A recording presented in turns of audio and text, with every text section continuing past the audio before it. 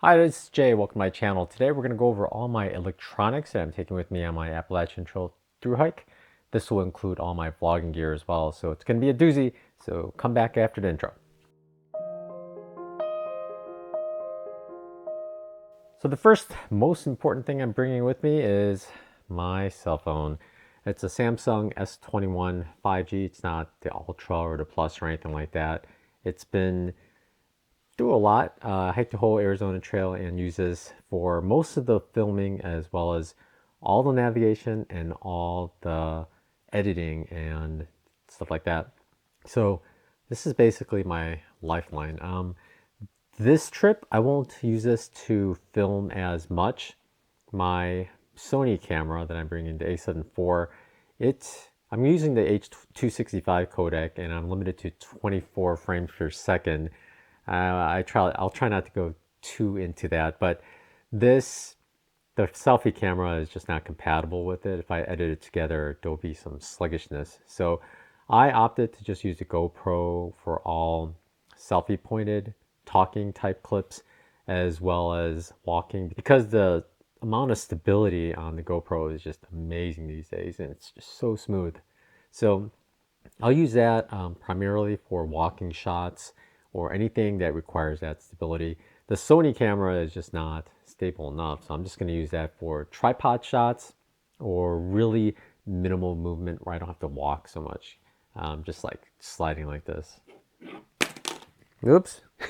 So yeah, so this is the phone. I'll be using Far Out, formerly Gut Hooks, on the phone for navigation and most of my information. I'll also have the Earthmate app that goes with the Garmin. It syncs with the InReach and use that to send messages. But I like to use that for maps as well. Anybody can install that app and just download offline maps. So I think it's worth it even if you don't have a Garmin. Install the app and then download all the maps, and then you have offline set of maps that shows all the trails in case something happens to Gut Hooks.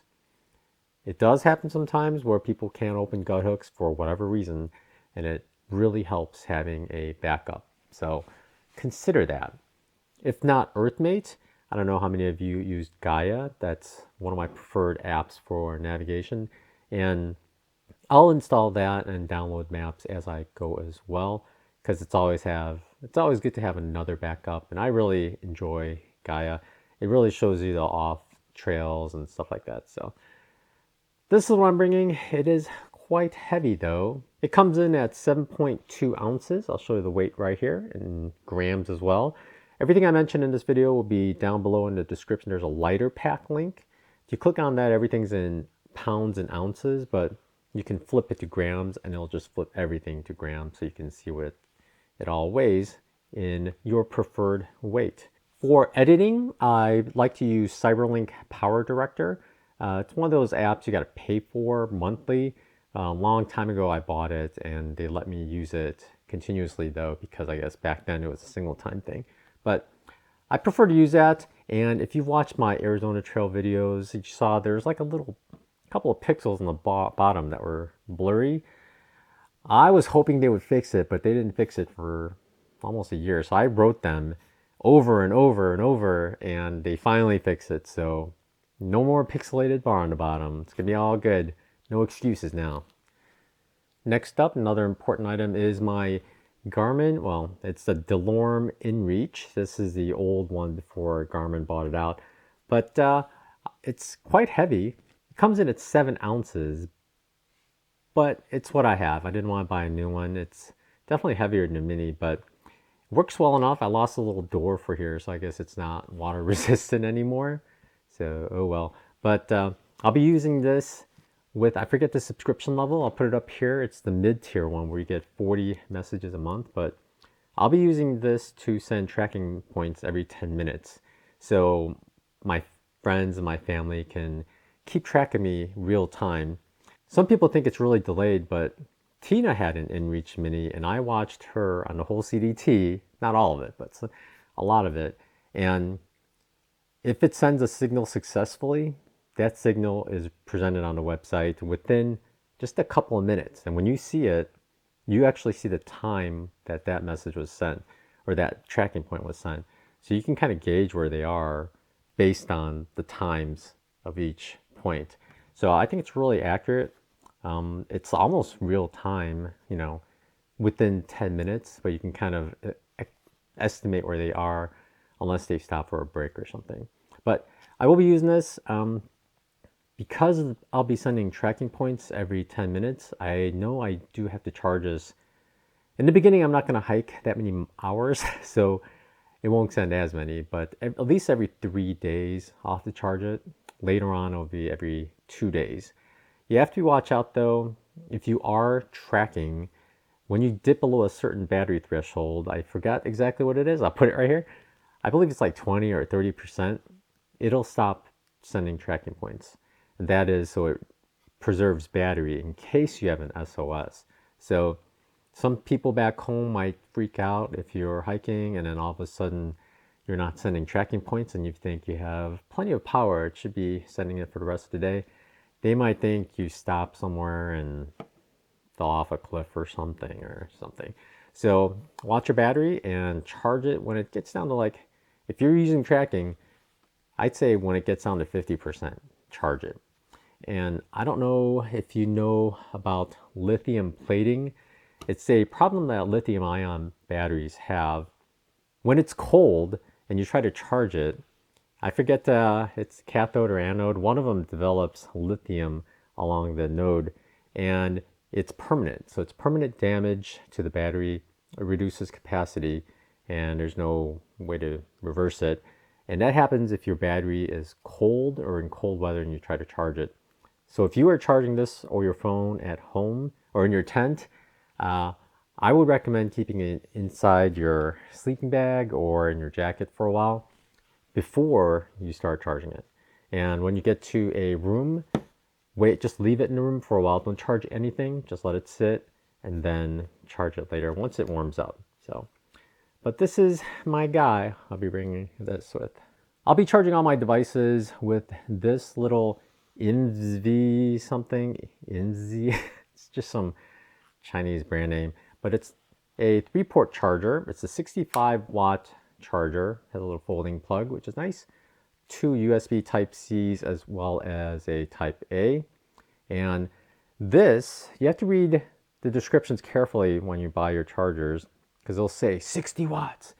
But you'll find that as you plug in more or you fill all the ports, all the power is reduced quite a bit. I chose this one because there are 2 USB Type-Cs. By themselves, they can output 65 watts, they say. So if you put one 65 watts and then 18 for the A. But as you fill it up, a lot of them will drop 18 watts, 18 watts, 18 watts. But this one will maintain 30, 18, 18.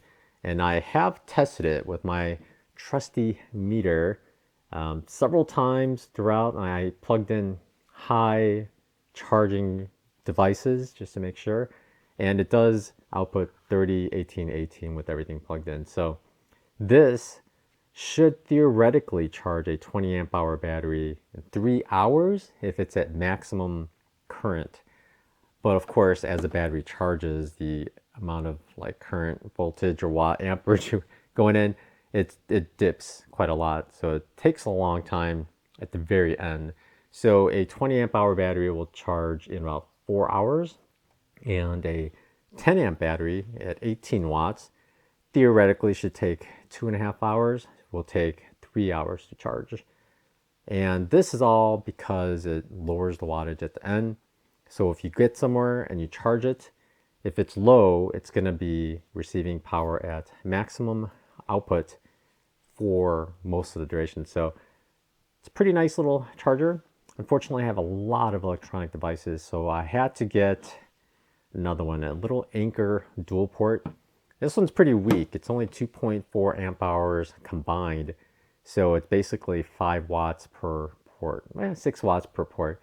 And this is to charge like my wireless microphones.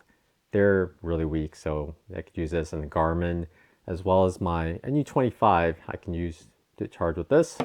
And this will primarily be for my battery banks, my phone, and then the GoPro charger because that takes up a bunch of power as well.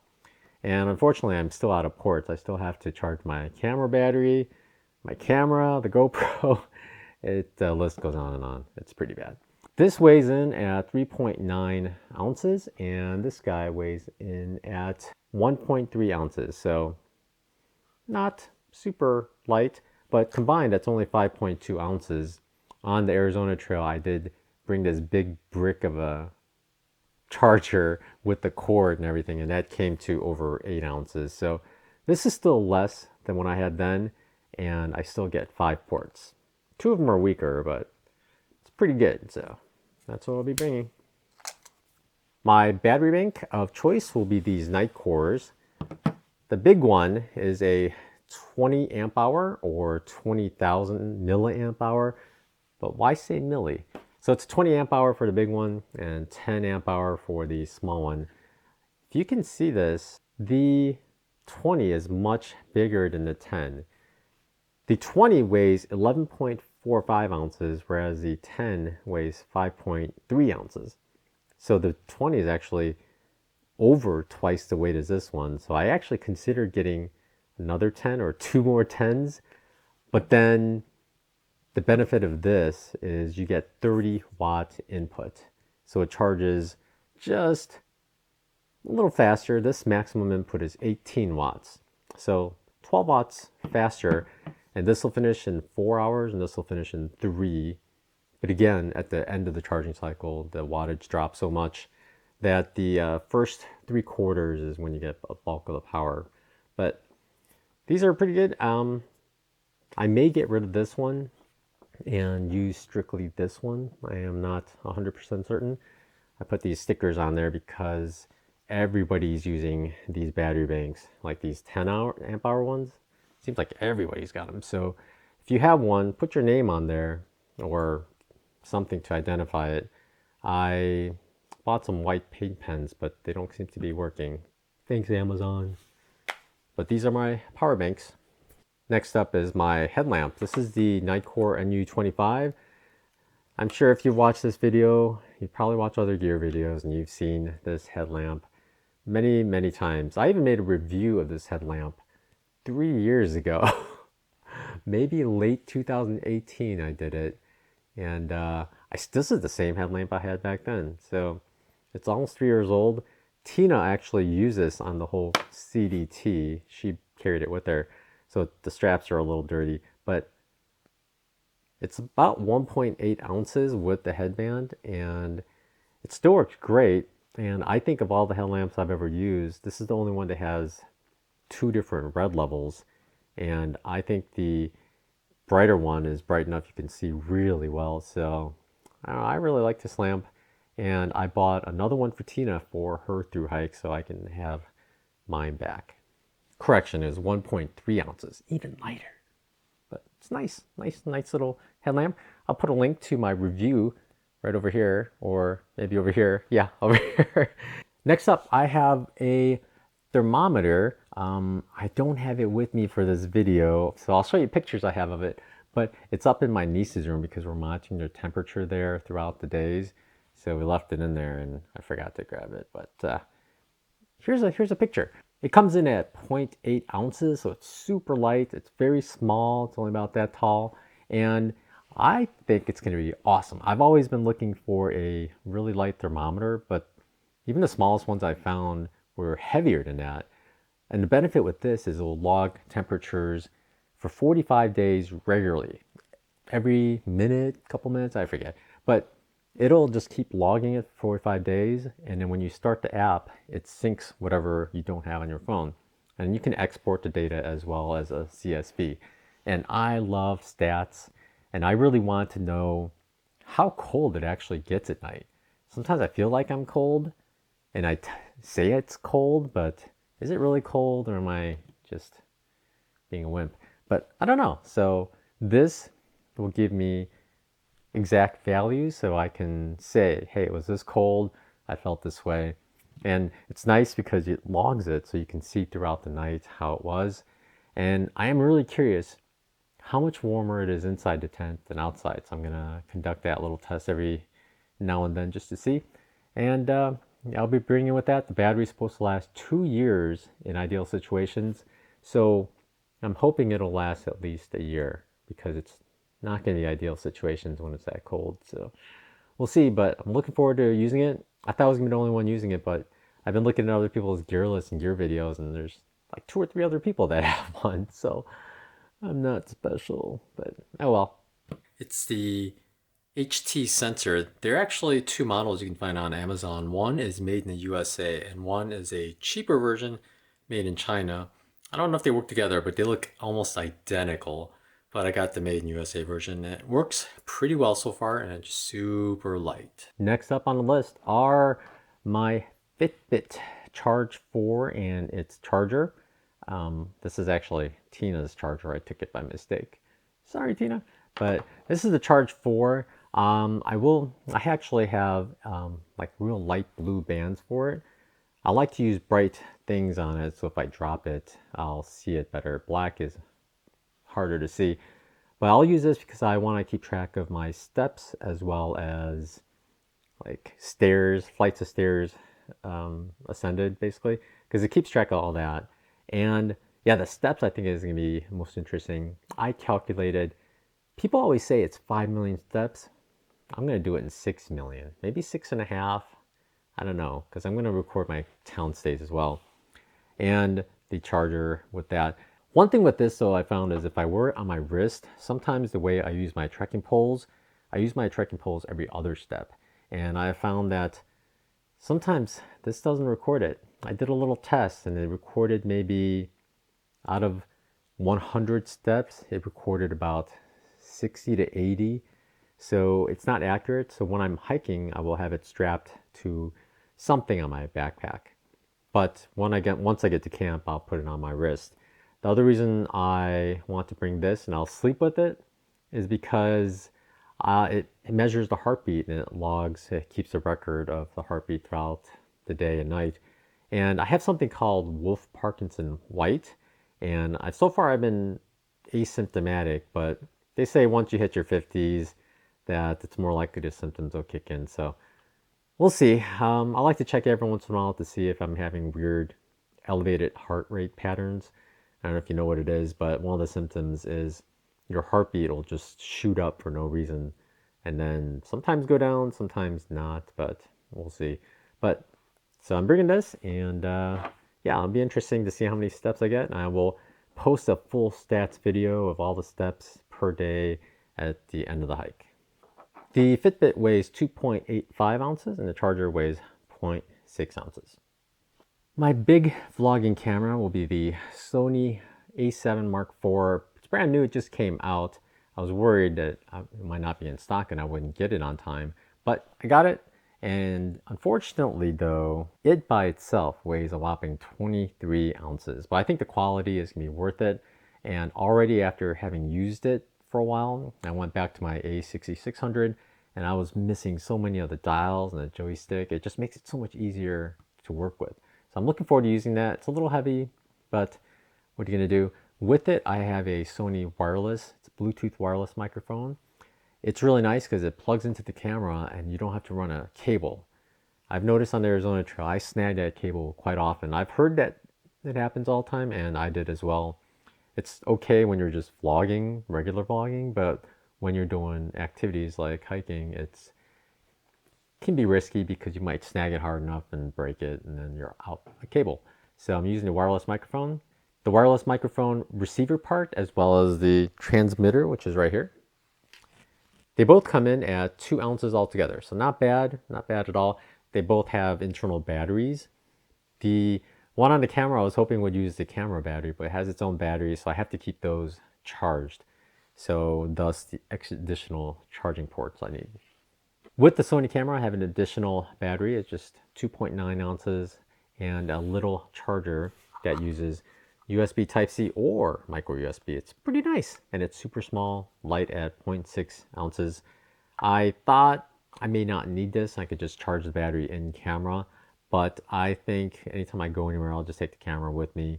This way I can charge a battery somewhere, especially if I'm staying at hostels, and I could keep the camera with me in case I need to take a picture or video or something. But I definitely will keep this camera with me everywhere I go. If you're going to bring a camera with you, you need a lens brush. It's a little thing. It's you just need it because the dust will get on the lens eventually. I don't have a second lens, so I'm never going to take this off. So hopefully I just need to use this to get the dust off the lens as well as the ND filter, because I am using a variable ND filter that'll be on the front. And yeah, this is basically what I have. It's 0.7 ounces, not super heavy, but useful. And it has a little cloth end here that wiggles. For the GoPro, I'm actually bringing these. It's actually quite a bit. So this is a lavalier mic with a wind muff on it. If it's really windy, the little muffler on the GoPro is not going to work that well. So I am going to bring a lav mic. I can also, if I have to, I can use this for my phone. I just need to use this. It's a TRS port, so I got to plug it into this TRS to TRS adapter, and this goes into my cell phone adapter like that, and with the USB Type-C end. I use this one because while I'm editing videos, I use this to use my headphones and listen to audio, and I could charge it at the same time, because oftentimes running out of battery is no excuse to stop editing. You gotta keep going, so that way you get more and more power. I'll put the weights of the items right up here, but these are all pretty light, but they'll go in my fanny pack just so I can plug it into whatever recording device I need to use at the time. The lens I'm using on the camera is a Tamron 28-200. It's a 2.8 to 5.6 aperture lens, and I thought about going for something smaller that's lighter, but really the only ones lighter than this are the prime lenses. And I think when you're out hiking, it's nice to have some level of zoom. I wish I can get a little wider lens, but 200 zoom is really ideal. I've hiked the Arizona Trail with the A6600 with a comparable lens. It's an 18-130 or something like that. But when you account for APS-C, full frame, and all that stuff, it's about the same.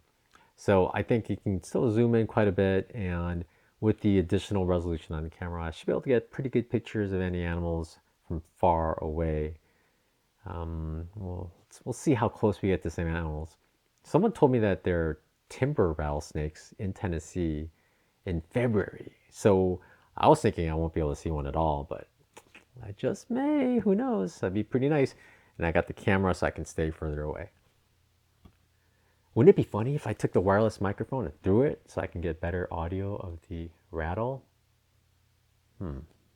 For my storage needs, I have an Anker USB Type-C that goes right into my phone, and it's an SD as well as micro SD card reader. Need both, one for the main camera and one for the GoPro. I have tried plugging them both in, but I think this is still faster. With both cameras, you can plug it straight into the phone and transfer, but it seems a little, I don't like that interface as much as the file browser on the phone, because you can choose multiple things and sort by modified date and just do that a lot quicker. So I'm just gonna stick with these, and it seems to retain the modified date better. I think they're okay with the way if you plug it directly into your phone, but it used to be if you did it, the modified date changed to the time you transferred it, and that doesn't work. I like to film everything, and when you have multiple sources of footage, I like the times to be the same, so it's all laid out throughout the day, so you don't have to figure out what goes with what. Now, for the storage wise, I have multiple micro SD cards for the GoPro. They should be more than big enough because I'm going to mostly transfer them to little hard drives later. And I have one backup SD card for my camera. The camera does use two, and it just uses one at a time or both, but this is as a backup. They are all, well, one is a V60 and two are V90s because I want some good 4K slow-mo here and there.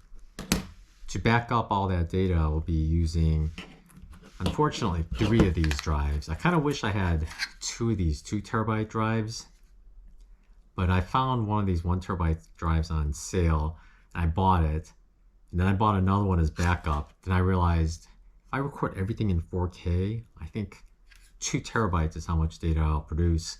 So I bought another 2 terabyte. I know. So this, I will be transferring data to it as I edit, just to keep record of everything. I'll keep all the original files as well as the rendered file. And this 2 terabyte I will keep a backup on. My plan is, when I go to towns, this will be in a little Ziploc bag in my fanny pack with me all the time, just in case something happens to these two. I'll always have a backup of everything I filmed. The other camera I'm bringing with me, of course, is the GoPro 10. It's Hero 10 right there.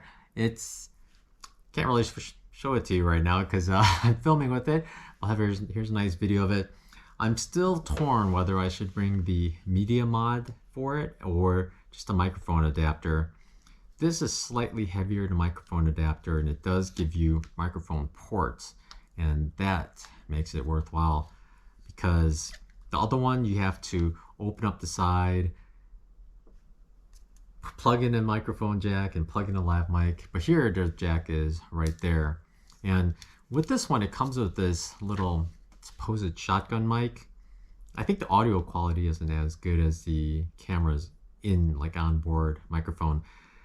But on my earlier hike when I was filming a video, I realized that the regular microphone seems to pick up my footsteps as loudly as my voice. And I figured that would get annoying after a while. So I have tested it with this, and it is better directional. It does pick up the audio more in front of me instead of below me. It's not quite as good in audio.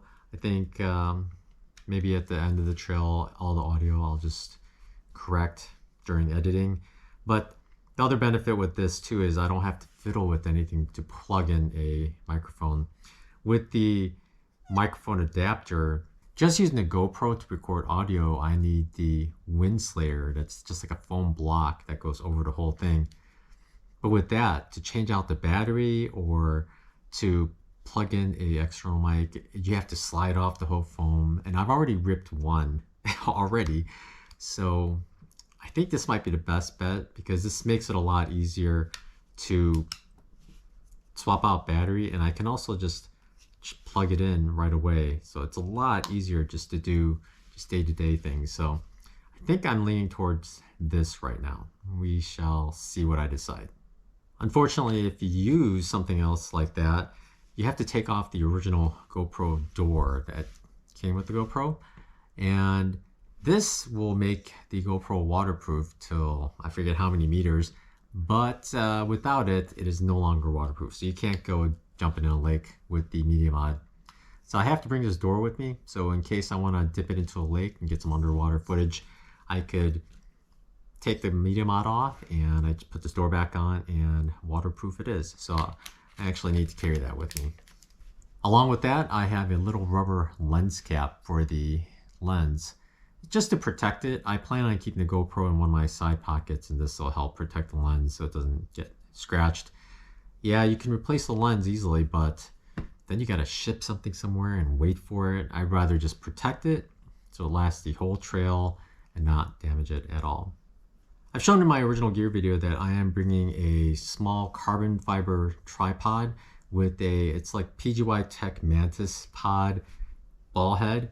It's a real small ball head, but the beauty of it is it's a quick lock system. It's lighter than the ball head that came with the tripod, but the quick lock is real quick lock. If you make things easier to vlog, you'll actually vlog more, because with this I could just snap the camera on and it's in place.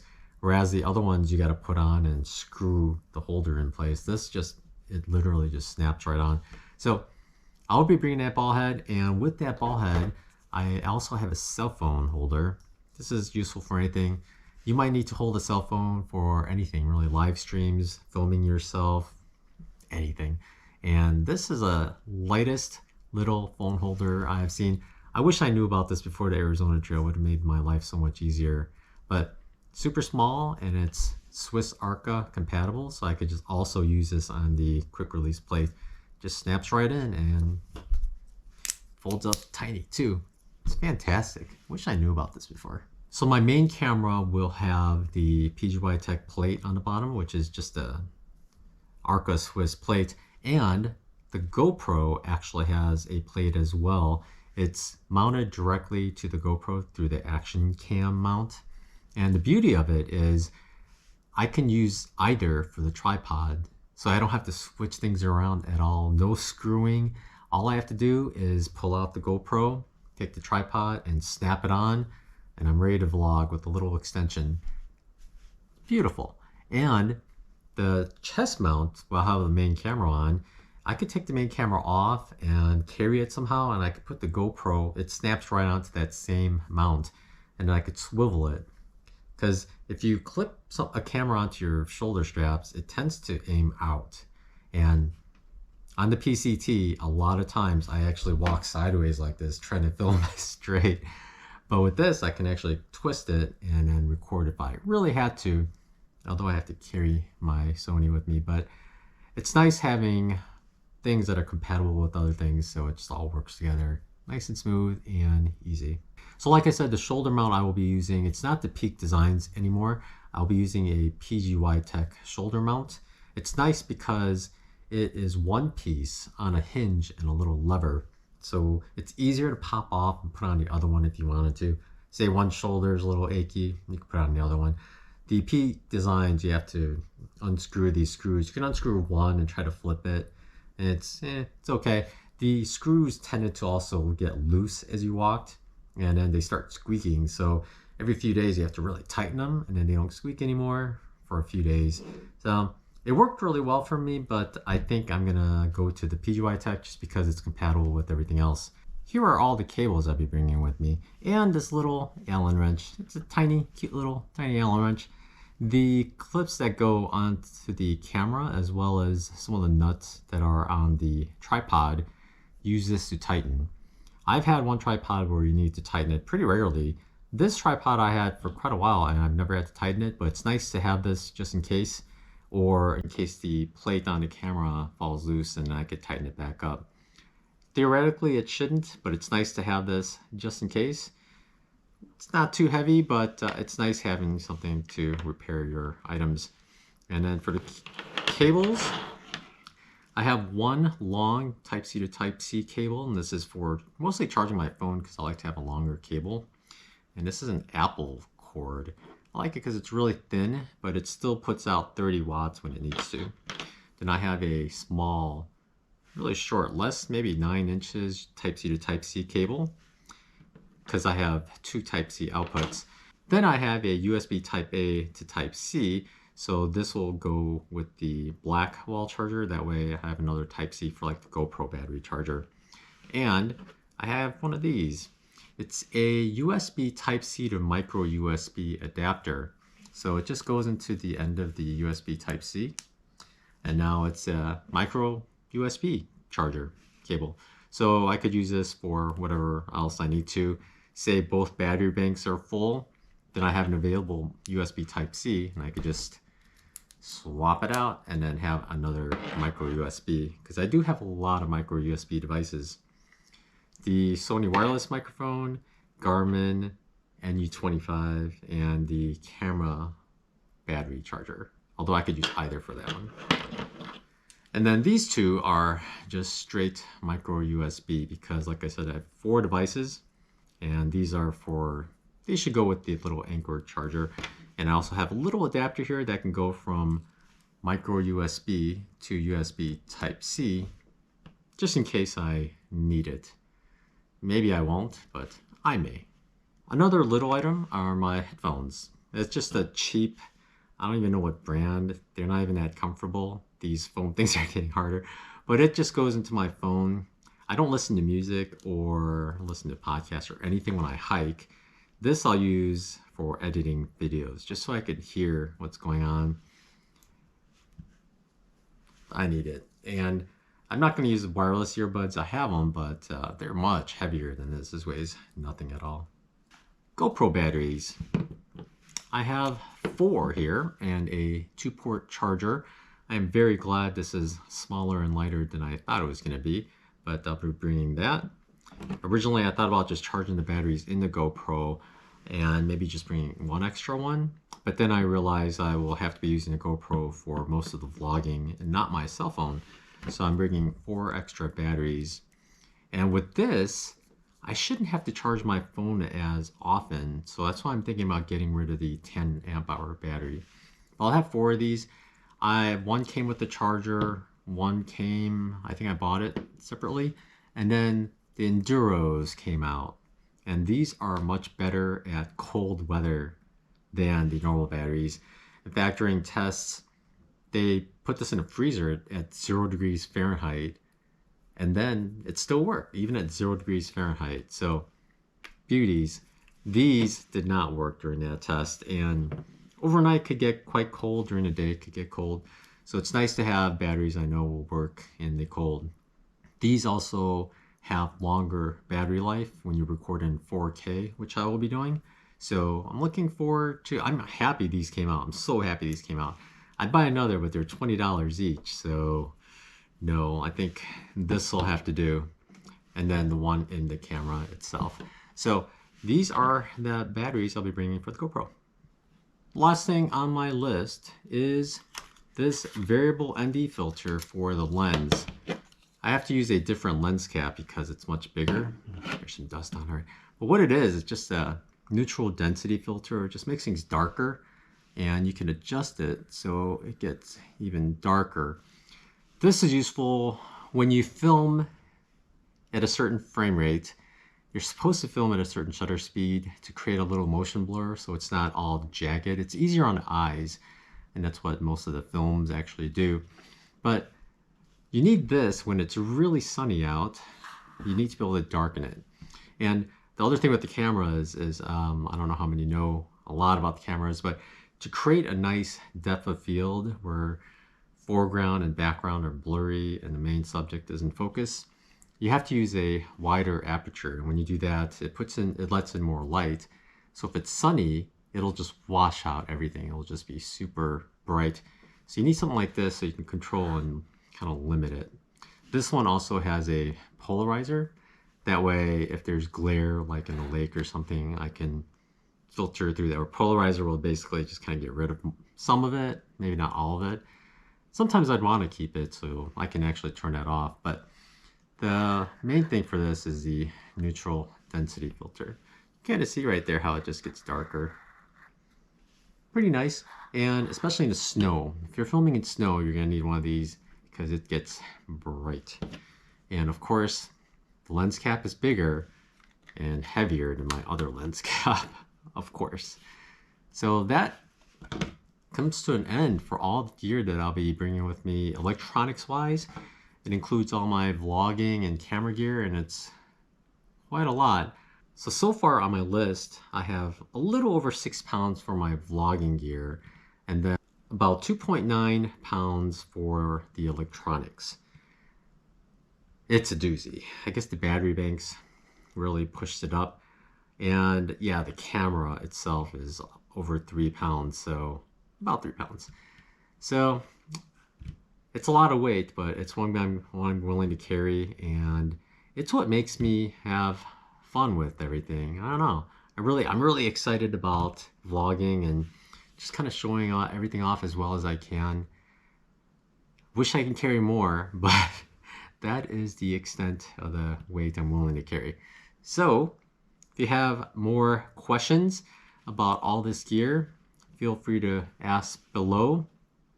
I'm gonna film everything in 4K 24 frames per second at least, and render everything at 24. If you'd like to know what all that means, I can make some video later about it. But in essence, basically, 24 frames per second will actually use less data on your card than 30 frames per second. You get to save that 6 frames per second.